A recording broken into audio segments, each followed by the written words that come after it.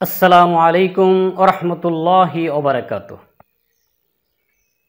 সম্মানিত দর্শক শ্রোতা ভাই বোনেরা, জননী টিভির পক্ষ থেকে সকলকে আন্তরিক অভিনন্দন এবং মোবারকবাদ জানিয়ে আজকের প্রোগ্রাম শুরু করতে যাচ্ছি।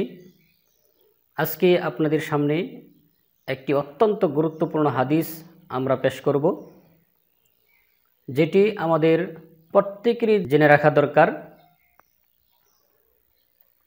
যে হাদিসটি আমাদের পিতামাতার ব্যাপারে, আমাদের যাদের পিতামাতা দুনিয়া থেকে বিদায় হয়ে গেছে অথবা যাদের পিতামাতা মৃত্যুবরণ করবে, পিতামাতা মৃত্যুবরণ করার পরে তাদের জন্য আমাদের কি করণীয়, সরাসরি আমরা হাদিস থেকে জানব।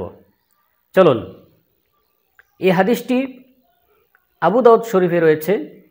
আন আবি উসাইদিন সাঈদী রাদিয়াল্লাহু তাআলা আনহু قال বাইনা নাহনু ইনদা রাসূলিল্লাহি সাল্লাল্লাহু আলাইহি ওয়াসাল্লাম।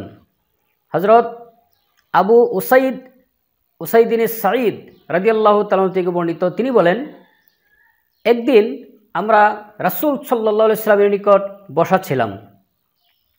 ইয জাআহু রাজুলুন মিন বানি সালামা, এমন সময় বনি সালমার এক লোক রাসূল সাল্লাল্লাহু আলাইহি ওয়াসাল্লামের নিকট আসলো। ফাকালা ইয়া রাসূলুল্লাহ সাল্লাল্লাহু আলাইহি ওয়াসাল্লাম, এসে ওই লোকটি বলল, হে আল্লাহর রাসূল সাল্লাল্লাহু আলাইহি ওয়াসাল্লাম, হাল বাকিয়া মিন আবাওয়াইয়া শাইউন আবাররাহুমা বিহি বা'দা মাউতিহিমা। হে আল্লাহর রাসূল, আমার পিতামাতা মৃত্যুর পর তাদের জন্য আমার কি করণীয়, কি বাকি আছে, তাদের জন্য আমি কি করতে পারি? ক্বালা রাসূলুল্লাহ সাল্লাল্লাহু আলাইহি ওয়াসাল্লাম, আল্লাহর রাসূল সাল্লাল্লাহু আলাইহি ওয়াসাল্লাম সুন্দর করে পরিষ্কার ভাষায় তাকে বলে দিলেন, আসসালাতু আলাইহিমা।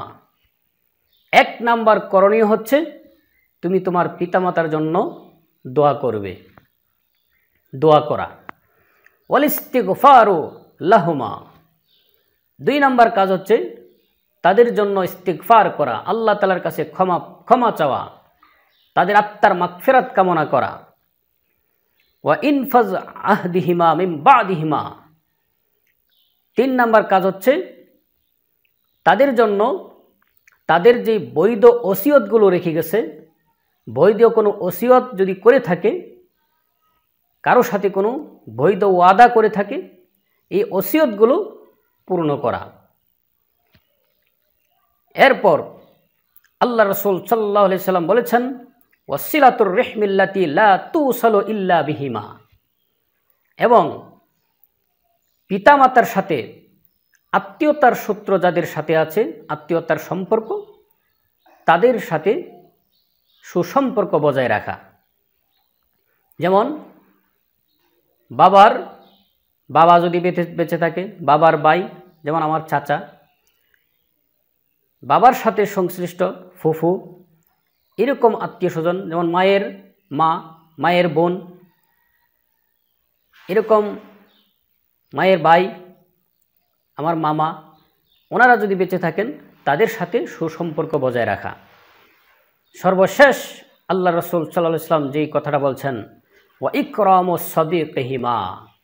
এবং তাদের অর্থাৎ পিতামাতার বন্ধুবান্ধব, তাদের সাথে যারা ওঠা বসা করেছে, চলাফেরা করেছে, বন্ধুবান্ধব, তাদেরকে সম্মানের চোখে দেখা, তাদেরকে সম্মান করা। রাওয়াহু আবু দাউদ। এই হাদিসটি আবু দাউদ শরীফে রয়েছে। তাহলে আসুন আমরা আমাদের মন গড়া কোনো আমল না করে সরাসরি এই হাদিসে আমরা যেই কয়েকটা কাজ পেলাম, আমাদের পিতামাতা মৃত্যুর পরে আমরা যেন এই হাদিস ভিত্তিক, দলিল ভিত্তিক এই আমলগুলো, এই কাজগুলো আমাদের পিতামাতার জন্য করতে পারি, সেই তৌফিক আমরা আল্লাহ তাআলার কাছে কামনা করছি। আল্লাহ পাক যেন আমাদেরকে তৌফিক দান করেন, আমিন। এই কথা বলেই আমরা আজকের অনুষ্ঠান এখানে শেষ করছি। দেখা হবে পরবর্তী অনুষ্ঠানে, ততক্ষণ আমাদের সাথে থাকবেন। ধন্যবাদ সবাইকে। আসসালামু আলাইকুম ওয়া রাহমাতুল্লাহি ওয়া বারাকাতুহু।